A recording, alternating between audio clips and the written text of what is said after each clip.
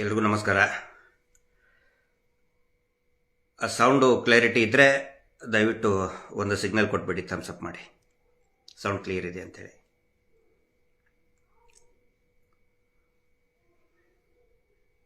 ನಮಸ್ತೆ,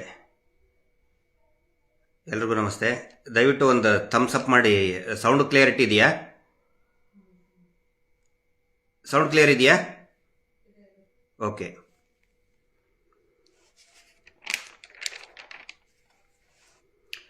ಎಲ್ರಿಗೂ ನಮಸ್ತೆ. ನಾನು ನಿಮ್ಮ ಗಿರೀಶ್ ಮಟ್ಟಣ್ಣವರ್. ಒಂದಾನೊಂದು ಕಾಲದಲ್ಲಿ once upon A time Suresh Kumar ಅವರು ಅಂತ ಹೇಳಿದರೆ, ಶಾಸಕ ಸುರೇಶ್ ಕುಮಾರ್ ಅವರು ಅಂತ ಹೇಳಿದರೆ ಬಹಳ ಪ್ರಜ್ಞಾವಂತರು, ಬಹಳ ಯೋಚನೆ ಮಾಡಿ ಮಾತನಾಡ್ತಾರೆ. ಎಲ್ಲೇ ಇರಲಿ, ಅದು ಅಧಿವೇಶನದಲ್ಲಿರಲಿ, ಅಧಿವೇಶನದ ಆಚೆಗೆ ಇರಲಿ, ಸಾಮಾಜಿಕ ಬದ್ಧತೆ ವಿಷಯಗಳ ಬಗ್ಗೆ ಏನಾದರೂ ಇದ್ದರೆ ಸುರೇಶ್ ಕುಮಾರ್ ಅವರು ಯಾವುದೇ ಪೂರ್ವಾಗ್ರಹ ಇಲ್ಲದೆ ಬಹಳ ಅಚ್ಚುಕಟ್ಟಾಗಿ ಅಧ್ಯಯನ ಮಾಡಿ ಮಾತನಾಡುವಂಥ ಶಾಸಕರು ಯಾರು ಅಂತ ಹೇಳಿದರೆ ಅದು ರಾಜಾಜಿನಗರದ, ಬೆಂಗಳೂರಿನ ರಾಜಾಜಿನಗರದ ಶಾಸಕರು, ಮಾಜಿ ಸಚಿವರಾದಂಥ, ಈಗ ಮಾಜಿ ಸಚಿವರು, ಹಿಂದೆ ಅನೇಕ ಹುದ್ದೆಗಳನ್ನು ಕೂಡ ಅವರು ಅನುಭವಿಸಿದ್ದಾರೆ ಬಿಜೆಪಿಯಲ್ಲಿ ಶಾಸಕರಾಗಿ. ಆ ಥರ ಒಂದು ಪ್ರಜ್ಞಾವಂತಿಕೆ ಶಾಸಕರು ಅಂತ ಹೇಳಿದರೆ ಕೆಲವು ಪ್ರಜ್ಞಾವಂತ ಶಾಸಕರಲ್ಲಿ, ಜನಪ್ರತಿನಿಧಿಗಳಲ್ಲಿ ಸುರೇಶ್ ಕುಮಾರ್ ಅವರು ಒಬ್ಬರು ಅಂತ ಒಂದಾನೊಂದು ಕಾಲದಲ್ಲಿ ಆ ಮಾತು ಇತ್ತು, ಪ್ರತೀತಿ ಇತ್ತು. ಈಗ ಯಾಕೆ ಇಲ್ಲ ಅಂತ ಹೇಳಿದರೆ, ಅವರಿಗೆ ಪ್ರಜ್ಞಾವಂತಕರಾದವರು ಪ್ರಜ್ಞಾಶೂನ್ಯರಾಗಿದ್ದಾರೆ ಅಂತ ಹೇಳಿದರೆ, ಈಗ ಜಸ್ಟ್ ಒಂದು 3 ತಿಂಗಳ ಹಿಂದೆನೂ ಕೂಡ ಒಂದು ಅಧಿವೇಶನದಲ್ಲಿ ಭಯಂಕರವಾಗಿ ಮಾತಾಡ್ತಾ ಅವ್ರು ಹೇಳಿದರು, ಮಹೇಶ್ ಶೆಟ್ಟಿ ತಿಮರೋಡಿಯವರು ಮುಖ್ಯಮಂತ್ರಿ ಸಿದ್ದರಾಮಯ್ಯನವ್ರಿಗೆ ಈ ರೀತಿ ಬೈತಾ ಇದ್ದಾರೆ, ಸಿದ್ದರಾಮಯ್ಯನವ್ರ ಮೇಲೆ ಕೊಲೆ ಆರೋಪ ಇದೆ, ಅವ್ರನ್ನ ಯಾಕೆ ಬಿಟ್ಟಿದ್ದೀರಿ ಇನ್ನು? ಅಂದರೆ ಅವ್ರು ಕೇಳೋ ರೀತಿ, ಧಾಟಿ ಯಾವ ರೀತಿ ಇತ್ತು ಅಧಿವೇಶನದಲ್ಲಿ ಅಂತ ಹೇಳಿದ್ರೆ, ಮಹೇಶ್ ಶೆಟ್ಟಿ ತಿಮರೋಡಿಯವ್ರನ್ನ ಜೀವಂತವಾಗಿ ಯಾಕೆ ಬಿಟ್ಟಿದ್ದೀರಾ ನೀವು ಅನ್ನೋ ರೀತಿಯಲ್ಲಿ ಹೇಳಿಬಿಟ್ರು. ನಾವು ಅದನ್ನು ಲೈವ್ ನೋಡ್ತಾ ಇದ್ವಿ. ಇದೇನು ಗಾಬರಿಯಾಗಿ ಚೆಕ್ ಮಾಡಿ ನೋಡಿದರೆ 3 ವರ್ಷದ ಹಿಂದೆ 2023ರಲ್ಲಿ ಬೆಳತಂಗಡಿಯ ಶಾಸಕರಾದಂತಹ ಮಾನ್ಯ ಶಾಸಕರು ಹರೀಶ್ ಪೂಂಜಾ ಅವರು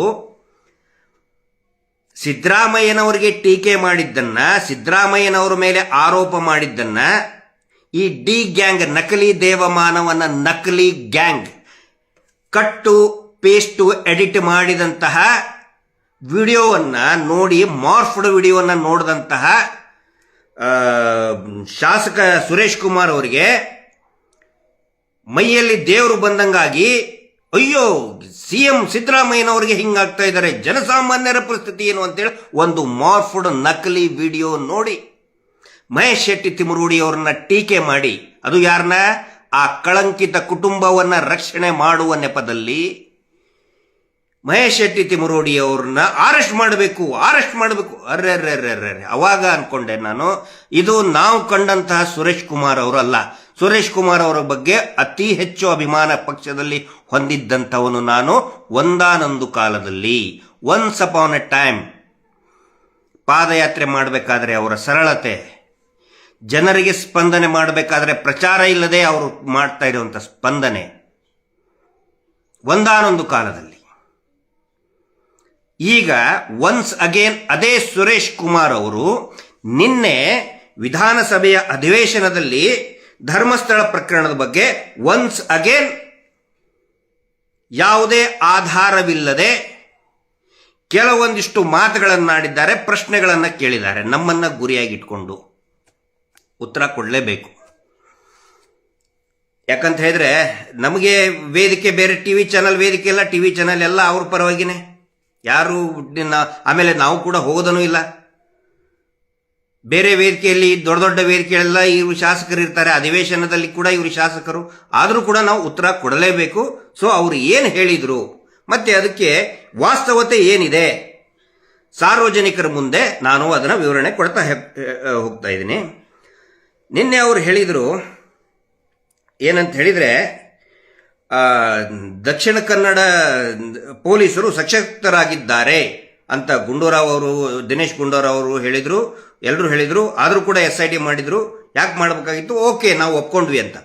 ಸಶಕ್ತರಾಗಿದ್ದಾರೆ.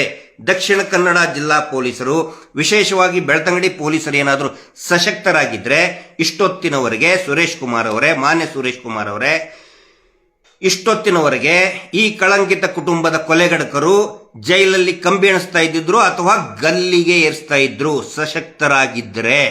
ಇದು ಮೊದಲನೇ ಪಾಯಿಂಟ್ ತಿಳ್ಕೊಳ್ಳಿ. ಆನಂತರ ಹೇಳ್ತಾರೆ, ಏನು ಆಚೆ ಬಂದರು, ಯಾರು? DIG MN ಅನುಚೇತ್ ಮತ್ತೆ ಸೌಮ್ಯಲತಾ IPS ಅಧಿಕಾರಿ. ಇದ್ರ ಬಗ್ಗೆ ಒಂದು ಪತ್ರಿಕೆಯಲ್ಲಿ ಈಗಾಗಲೇ ಏನೋ ಕ್ಲಾರಿಫಿಕೇಶನ್, ಬಹುಶಃ BLR ಪೋಸ್ಟ್ನಲ್ಲಿ ಕ್ಲಾರಿಫಿಕೇಶನ್ ಕೊಟ್ಟಿದ್ದಾರೆ. ನಾನು BLR ಪೋಸ್ಟ್ ಯಾಕಂತ ಹೇಳ್ತಾ ಇದ್ದೇನೆ ಬಹಳ ಖಚಿತ, ಈಗ ಸಂಬಂಧಪಟ್ಟಂತೆ ಬಹಳ ಖಚಿತತೆ ಇರುವಂತಹ ಮಾಹಿತಿಯನ್ನು ಕೊಡ್ತಾ ಬಂದಿದ್ದಾರೆ ಇದುವರೆಗೆ. DIG MN ಅನುಚೇತ್ ಸಾಹೇಬರು ಅವರು ಇದರಿಂದ ಹೊರಗಡೆ ಹೋಗಿಲ್ಲ. ನಾನು ಕೂಡ ಅಲ್ಲಿ ಇದ್ದವನೇ, ಅಂದರೆ ಎನ್ಕ್ವೈರಿಗೆ ಅಟೆಂಡ್ ಆದವನೇ, ಹೊರಗಡೆ ಹೋಗಿಲ್ಲ. ಇವ್ರು ಹೇಳ್ತಾರೆ ಹೊರಗಡೆ ಹೋದ್ರು ಅಂಥೇಳಿ. ಯಾವ ಆಧಾರದ ಮೇಲೆ ಹೇಳ್ತಾ ಇದ್ದಾರೆ ಸುರೇಶ್ ಕುಮಾರ್ ಅವರು? ಆನಂತರ ಸೌಮ್ಯಲತಾ ಮೇಡಮ್ ಅವರು ಕೂಡ ಹೊರಗಡೆ ಹೋಗಿದ್ದಾರೆ. ತಾಂತ್ರಿಕವಾಗಿ ಅವರು ಅಲ್ಲೇ ಇದ್ದಾರೆ. ಯಾವ ಕಾರಣಕ್ಕಾಗಿ ಅವರು ಆಕ್ಟಿವ್ ಆಗಿಲ್ಲ ಅದು ಅವರಿಗೆ SIT ತನಿಖೆ ಮಾಡೋರಿಗೆ ಗೊತ್ತು. ಬಟ್ ಆಚೆಗೆ ಬಂದರು ಅಂತ ಹೇಳ್ತಾ ಇದ್ರಲ್ಲ ಸುರೇಶ್ ಕುಮಾರ್ ಅವರು. ಈ ಏನೋ ಸುಮ್ಮನೆ ಬೇರೆ ಆರ್ಡಿನರಿ ಏನೋ ಒಂದು ರೂಮರ್ಸ್ಗಳ ಮೇಲೆ ಮಾತಾಡೋದಂಗೆ ಯಾರೋ ಹೇಳ್ಕೊಟ್ಟಂಗೆ ಮಾತಾಡೋದಲ್ಲ. ಶಾಸಕರಾದವರು ವರದಿಯನ್ನು ತಗೋಬೇಕು, ಅವರಿಗೆಲ್ಲ ರೈಟ್ಸ್ ಇದೆ ತಗೊಳ್ಳೋದಕ್ಕೆ. ಇದ್ರ ಬಗ್ಗೆ ನಾನು ಜಾಸ್ತಿ ಎಕ್ಸ್ಪ್ಲನೇಷನ್ ಕೊಡಕ್ಕೆ ಹೋಗೋದಿಲ್ಲ, ಯಾರು ಇದ್ರು ಇಲ್ಲ ಅಂತಂದೇಳಿ. ಬಟ್ ಮುಖ್ಯವಾಗಿ ಅವ್ರು ಹೇಳೋದು SIT ಸ್ಟೇಟಸ್ ಏನು, ಆ ನಂತರ ಇಂಟರ್ ರಿಪೋರ್ಟ್ ವರದಿ ಎಲ್ಲಿದೆ, ಅದನ್ನು ನಾವು ಕೇಳ್ತಾ ಇದ್ದೀವಿ. ನಾನು ಸುರೇಶ್ ಕುಮಾರ್ ಅವರು ಕೇಳಿದಂತೆ ಎಲ್ಲವನ್ನು ಕೂಡ ನಾನು ತಿರಸ್ಕಾರ ಮಾಡ್ತಾ ಇಲ್ಲ. SIT ವರದಿ ನೋಡಿ, ಸುರೇಶ್ ಕುಮಾರ್ ಅವ್ರಿಗೆ ಗೊತ್ತಿರಲಿ, ಬೆಳತಂಗಡಿಗೆ ಒಂದು ಕಂಪ್ಲೇಂಟ್ ರಿಪೋರ್ಟ್ ಅಂತ ಕೊಟ್ಟರು. ನಮಗೇನು ಹೇಳ್ತಾ ಇದ್ರು? ಫಾರಿನ್ ಫಂಡ್ ಬಂತು ಇವರಿಗೆ, ಲ್ಯಾಬ್ ಇಂತ್ರ ತಗೊಂಡು ಬಂದರು, ಏನು ತಲೆ ಬುರುಡೆಯನ್ನ ಲ್ಯಾಬ್ ಇಂತ್ರ ತಗೊಂಡು ಬಂದರು, ಮ್ಯೂಸಿಯಂ ಇಂತ್ರ ತಗೊಂಡು ಬಂದರು, ಯಾವುದೋ ಸ್ಮಶಾನ ಇಂತ್ರ ತಗೊಂಡು ಬಂದರು ಅಂತೇಳಿ TV ಚಾನಲ್ ಸುಳ್ಳು ರಿಪೋರ್ಟ್ ಮಾಡಿದ್ರಲ್ಲ. ಫಾರಿನ್ ಫಂಡ್ ಬರ್ತಾ ಇದೆ. ಇದೇ ಆರ್ ಅಶೋಕ್ ಅವರು, ತಿಮಿಂಗಲ ಇದೆ, ದೊಡ್ಡದ ಷಡ್ಯಂತ್ರ ಇದೆ. ಆ ತಿಮಿಂಗಲು ಏನಾದರೂ ತೋರಿಸ್ಬೇಕಿತ್ತಲ್ಲ ಆ ಸುರೇಶ್ ಕುಮಾರ್ ಅವರೇ. ವರದಿಯನ್ನು ಆಲ್ರೆಡಿ ಕೊಟ್ಟಾಗಿದಾರಲ್ಲ, ಏನು ಕಂಪ್ಲೇಂಟ್ ರಿಪೋರ್ಟ್, ಅದರಲ್ಲಿ ಕಂಪ್ಲೇಂಟ್ ರಿಪೋರ್ಟ್ ಇನ್ನೂ ನ್ಯಾಯಾಲಯಕ್ಕೆ ಸಬ್ಮಿಟ್ ಮಾಡಿದ್ದಾರೆ. ನ್ಯಾಯಾಲಯ ಇದುವರೆಗೂ ಕೂಡ ನಮ್ಮನ್ನು ಯಾರನ್ನು ಕೂಡ ಅಕ್ಯೂಸ್ಡ್ ಮಾಡಿಲ್ಲ, ಇವತ್ತಿನವರೆಗೂ ಕೂಡ ಅಕ್ಯೂಸ್ಡ್ ಮಾಡಿಲ್ಲ. ಸುರೇಶ್ ಕುಮಾರ್ ಅವರೇ, ಗೊತ್ತಿರಲಿ ನಿಮಗೆ. ಅಧಿವೇಶನದಲ್ಲಿ ಮಾತಾಡಬೇಕಾದ್ರೆ ವರದಿಯನ್ನ, ದಾಖಲೆಗಳನ್ನ ತೆಗೆದುಕೊಂಡು ಅದನ್ನು ಅಧ್ಯಯನ ಮಾಡಿ ಮಾತಾಡಬೇಕು ಸುರೇಶ್ ಕುಮಾರ್ ಅವರು. ಆನಂತರ ಧರ್ಮಸ್ಥಳಕ್ಕೆ ಅಪಚಾರ ಬರುವ ಹಾಗೆ, ಆಮೇಲೆ ಧರ್ಮಸ್ಥಳದ ಮೇಲಿರುವಂತಹ ನಂಬಿಕೆಯನ್ನ ಛಿದ್ರ ಮಾಡ್ತಾ ಇದ್ದಾರೆ. ಯಾರು ಮಾಡ್ತಾ ಇದ್ದಾರೆ ಅದನ್ನ? ನಮಗೂ ಕುತೂಹಲ ಇದೆ. ಯಾರು ಮಾಡ್ತಾ ಇದ್ದಾರೆ? ತೋರಿಸ್ರಿ ಅದನ್ನ. ನಂಬಿಕೆ ಛಿದ್ರ ಬರೋ ಹಾಗೆ ಯಾರು ಮಾಡ್ತಾ ಇದ್ದಾರೆ? ಏನಾದ್ರೂ ದಾಖಲೆ ಇದೆಯಾ? ನಾವೇನಾದ್ರೂ ಮಾಡ್ತಾ ಇದ್ರೆ ತೋರಿಸಿ ಅದನ್ನ. ಕೊಲೆ ಮಾಡೋದ್ರಿಂದ ನಂಬಿಕೆ ಛಿದ್ರ ಆಗುತ್ತೋ ಅಥವಾ ನ್ಯಾಯ ಕೇಳೋದ್ರಿಂದ ನಂಬಿಕೆ ಛಿದ್ರ ಆಗುತ್ತೋ? ಧರ್ಮಸ್ಥಳಕ್ಕೆ ಅಂಟಿದ ಕಳಂಕ ಹಾಗೆ ಇರಬೇಕಾ ಅಂತ ಕೇಳ್ತೀರಾ? ಧರ್ಮಸ್ಥಳಕ್ಕೆ ಕಳಂಕ ಅಂಟಿಸಿದವ್ರು ಯಾರು? ಕಳಂಕ ಇರುವುದು ಕುಟುಂಬದ ಮೇಲೆ. ಆ ಕುಟುಂಬದ ಪ್ರಭಾವಿ ಕುಟುಂಬದ ಮೇಲೆ. ಯಾವ ಕುಟುಂಬವನ್ನು ನಾವು ರಕ್ಷಣೆ ಮಾಡೋದಕ್ಕೆ ನೀವು ಹಗಲಿರಲು ಪ್ರಯತ್ನ ಮಾಡ್ತಾ ಇದ್ದೀರಲ್ಲ ಸುರೇಶ್ ಕುಮಾರ್ ಅವರೇ, ಆ ಕುಟುಂಬದ ಮೇಲೆ ಕಳಂಕ ಇರುವುದು. ಆನೆ ಮಾವುತನ ಪ್ರಕರಣದಲ್ಲಿ ಸ್ವತಃ ಅವರ ಹೆಸರು, ಅಣ್ಣ ತಮ್ಮ ಬ್ರದರ್ಸ್, ದಣಿ ಬ್ರದರ್ಸ್ ಇದ್ದಾರೆ, ಅವರ ಹೆಸರನ್ನ ಹೇಳಿಯೇ ದೂರು ಕೊಟ್ಟಿರುವುದು SP ಅವರಿಗೆ. ಇವ್ರು ಕೊಟ್ಟಂತೆ ಪೊಲೀಸ್ ಸ್ಟೇಷನ್ ಅಲ್ಲಿ ಕಂಪ್ಲೇಂಟೇ ತಗೊಳ್ಳಲ್ಲ. ಆ ಸತ್ತ ನಾರಾಯಣ ಮತ್ತು ಯಮುನಾಳ ಸಂಬಂಧಿಕರು, ಹೆಂಡತಿ ಮತ್ತು ಮಕ್ಕಳು ಕೊಟ್ಟಂತಹ ದೂರನ್ನ ತೆಗೆದುಕೊಳ್ಳೋದಿಲ್ಲ, SP ಗೆ ಕೊಡ್ತಾರೆ. ಇವರದೇ, ನೀವು ಯಾರ ರಕ್ಷಣೆ ಮಾಡ್ತಾ ಇದ್ರಲ್ಲ ಸುರೇಶ್ ಕುಮಾರ್ ಅವರೇ, ಅವರದೇ ಹೆಸರನ್ನ ಹಾಕಿ ಇಂಥವರಿಂದನೇ ನನ್ನ ಗಂಡನ ಮತ್ತು ಗಂಡನ ತಂಗಿಯ ಕೊಲೆಯಾಗಿದೆ, ಇವರೇ ಕಾರಣರಿದ್ದಾರೆ ಅಂತ ಹೇಳಿದ್ರು ಕೂಡ ದೂರನ್ನ ದಾಖಲೆ ಮಾಡಲಿಲ್ಲ. ಕಳಂಕ ಇರೋದು ಯಾರ ಮೇಲೆ? ದೇವಸ್ಥಾನದ ಮೇಲೆನಾ? ಕಳಂಕ ಇರೋದು ಆ ಕುಟುಂಬದ ಮೇಲೆ. ಪದ್ಮಲತಾ ಪ್ರಕರಣದಲ್ಲಿ ಅದೇ ಕುಟುಂಬದ ಮತ್ತೊಬ್ಬರು ಮನೆ ಅವರು ತೀರ್ಕೊಂಡ್ರು, ಪ್ರಭಾಕರ್ ಅಂತ ಹೇಳಿ, ಪ್ರಭಾಕರ್ ಜೈನ್, ಅವರೇ ಪ್ರಾಂಶುಪಾಲರಾದವರು, ಅವರ ಕಾರಿನಲ್ಲಿನೇ ಕೂರಿಸ್ಕೊಂಡು ಹೋಗಿದ್ರು ಅಂತೇಳಿ ಅವರ ಆ ಸತ್ತ ಮಗು ಪದ್ಮಲತಾಳ ತಂದೆ ಹೇಳ್ತಾರ್ರಿ ಸುರೇಶ್ ಕುಮಾರ್ ಅವರೇ. ಕಳಂಕ ಇದು ಆ ಕುಟುಂಬದ ಮೇಲೆ. ಆ ಕುಟುಂಬದ ಮೇಲೆ ಇರ್ತಕ್ಕಂತಹ ಕಳಂಕವನ್ನ ನೀವು ಸುರೇಶ್ ಕುಮಾರ್ ಅವರೇ, ಹಿರಿಯರಾದಂಥ ಸುರೇಶ್ ಕುಮಾರ್ ಅವರೇ, ಯಾಕೆ ದೇವಸ್ಥಾನಕ್ಕೆ ಆ ಕಳಂಕವನ್ನು ಅಂಟಿಸ್ತಾ ಇದ್ರಿ ನೀವು? ಅದು ಅಧಿವೇಶನದಲ್ಲಿ ಯಾಕೆ ಹಿಂದೂ ಧರ್ಮಕ್ಕೆ, ಹಿಂದೂ ದೇವಸ್ಥಾನಕ್ಕೆ ಕಳಂಕ ತರ್ತಾ ಇದ್ದೀರಿ? ನಾವು ಯಾರು ಕೂಡ ದೇವಸ್ಥಾನಕ್ಕೆ ಇದುವರೆಗೂ ಕಳಂಕ ಬರುವಂತ ಒಂದೇ ಒಂದು ಮಾತಾಡಲಿಲ್ಲ. ಯಾಕಂತ ಹೇಳಿದ್ರೆ ನಾವು ಭಕ್ತರು, ಅಲ್ಲಿ ಸತ್ತಂತವ್ರು ಎಲ್ಲರೂ ಕೂಡ ಹಿಂದೂ ಭಕ್ತರೇ. ಸೌಜನ್ಯ ಪ್ರಕರಣದ ಕೂಡ ಕಳಂಕ ಸಂಪೂರ್ಣವಾಗಿ ಆ ಕುಟುಂಬದ ಮೇಲೇನೆ ಇದೆ. ಪ್ರಭಾವಿ ಕುಟುಂಬದ ಮೇಲೇನೆ ಕಳಂಕ ಇರುವುದು. ಆ ಕುಟುಂಬದ ಮೇಲೆ ಇರ್ತಕ್ಕಂತಹ ಕಳಂಕವನ್ನ ದೇವಸ್ಥಾನಕ್ಕೆ ಯಾಕೆ ಅಂಟಿಸ್ತಾ ಇದ್ದೀರಿ ಸುರೇಶ್ ಕುಮಾರ್ ಅವರೇ ನೀವು? ದೇವಸ್ಥಾನಕ್ಕೆ ಕಳಂಕ ಮಾಡ್ತಾ ಇರೋರು ಯಾರು? ಆಮೇಲೆ ಇನ್ನೊಂದು ಹೇಳ್ತೀರಿ ನೀವು, ನಾವೆಲ್ಲರೂ ಕೂಡ ಸ್ವಾಗತ ಮಾಡಿಬಿಟ್ವಿ, SIT ಆಗಿಬಿಡ್ತು. ಎಲ್ಲಿ ಸ್ವಾಗತ ಮಾಡಿದ್ರಿ ನೀವು? ಕುಣ್ಕೊಂತ ಹೋದ್ರಿ ಎಲ್ಲಿ? ಧರ್ಮ ರಕ್ಷಣೆ ಯಾತ್ರೆ ಅಂತ ಹೇಳಿ.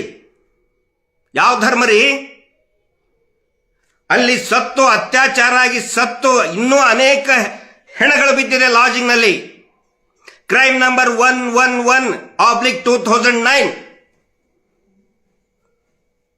ಕ್ರೈಮ್ ನಂಬರ್ 306/2010 ಲಾಜ್ ನಲ್ಲಿನೇ ಹೆಣ ಬಿದ್ದಿದೆ. ಅಪರಿಚಿತ ಹುಡುಗಿ ಶವ ಅಂತ ಹೇಳ್ತಾರೆ, ಕೊಲೆ ಅಂತ 302 ಹೇಳ್ತಾರೆ. ತನಿಖೆನೇ ಆಗಲಿಲ್ಲ. ಆಸಿಡ್ ಹಾಕಿ ಸತ್ತ ಮೇಲೆ ಆಸಿಡ್ ಹಾಕ್ತಾರೆ, ಅದು ಕೂಡ ತನಿಖೆಯಲ್ಲಿದೆ. ಆದರೆ ಅಪರಿಚಿತರು ಅಂದ್ರೆ ಏನು, ಕೊಲೆಗಡಕರು ನಾಪತ್ತೆ. ಯಾರ ಮೇಲಿದೆ ಕಳಂಕ? ದೇವಸ್ಥಾನದ ಮೇಲೆ ಕಳಂಕನ? ಯಾವ ಹಿಂದುತ್ವರಿ ಇದು ಸುರೇಶ್ ಕುಮಾರ್ ಅವರೇ? ಸತ್ತಂತವ್ರು ಎಲ್ಲರೂ ಕೂಡ ಹಿಂದೂ ಧರ್ಮದವರೇ. ಯಾವ ಹಿಂದುತ್ವ ನಿಮ್ದು? ಸತ್ತಂತವ್ರಿಗೆ ನ್ಯಾಯ ಕೇಳಿದ್ರೆ ದೇವಸ್ಥಾನಕ್ಕೆ ಕಳಂಕ ಅಂತಿದ್ದೀರಿ. ಯಾವ ಸೀಮೆ ಹಿಂದುತ್ವ ನಿಮ್ದು? ನೀವು ಬರೆದಿದ್ದೆ ಹಿಂದುತ್ವ ಅಲ್ಲ. ಅರ್ಥ ಮಾಡ್ಕೋಬೇಕು. ಪ್ರಜ್ಞಾವಂತರು ಅಂತ ಹೆಸರು ಮಾಡಿದವ್ರು ನೀವು ಸುರೇಶ್ ಕುಮಾರ್ ಅವರೇ. ಯಾವ ಸೀಮೆ ಹಿಂದುತ್ವ ನಿಮ್ದು? ನೂರಾರು ಜನ ಹೆಣ್ಮಕ್ಳು ಪ್ರಾಣ ಕಳ್ಕೊಂಡಿದ್ದಾರಲ್ಲಿ, ಪುರುಷರು ಪ್ರಾಣ ಕಳ್ಕೊಂಡಿದ್ದಾರೆ. ಪಂಚಾಯಿತಿ ಮತ್ತು ಪೊಲೀಸ್ ದಾಖಲೆ ಮುಖಾಂತರನೇ ಹೇಳ್ತಾ ಇದ್ದೀನಿ ನಾನು. ನಿಮಗೆ ಸಂಯಮ ಇದ್ರೆ, ಪ್ರಜ್ಞೆ ಇದ್ರೆ, ಪೇಷನ್ಸ್ ಇದ್ರೆ ದಾಖಲೆಗಳನ್ನು ತರಿಸ್ಕೋಬೇಕಾಗಿತ್ತು. SIT ಅಂದ್ರೆ ದಾಖಲೆ ತೆಗೆದುಕೊಳ್ಳುವಂತ ಎಲ್ಲಾ ಅಧಿಕಾರಿಗಳು ಅಧಿಕಾರ, ಹಕ್ಕು ಶಾಸಕರಿಗೆ ಇರುತ್ತೆ. ತರಿಸ್ಕೊಳ್ಳಿ ನೀವು. ನಾನು ಶಾಸಕ, ನಾನು ಅಧಿವೇಶನದಲ್ಲಿ ಮಾತಾಡಬೇಕು, ತೋಡು ಬನ್ನಿ ಅಂತ ಹೇಳಬೇಕಿತ್ತು. ಯಾಕೆ ದಾಖಲೆ ತರಿಸ್ಕೊಂಡು ಮಾತಾಡಲ್ಲ? ನಮ್ಮ ಕಡೆ ಇದೆ ದಾಖಲೆ. SIT ಹತ್ರ ಇದೆ, ಪೊಲೀಸರ ಹತ್ರ ಇದೆ. ಅಸಹಜ ಸಾವುಗಳ ಪ್ರಕರಣದ ಬಗ್ಗೆ ಪೊಲೀಸರ ಹತ್ರ ಇದೆ.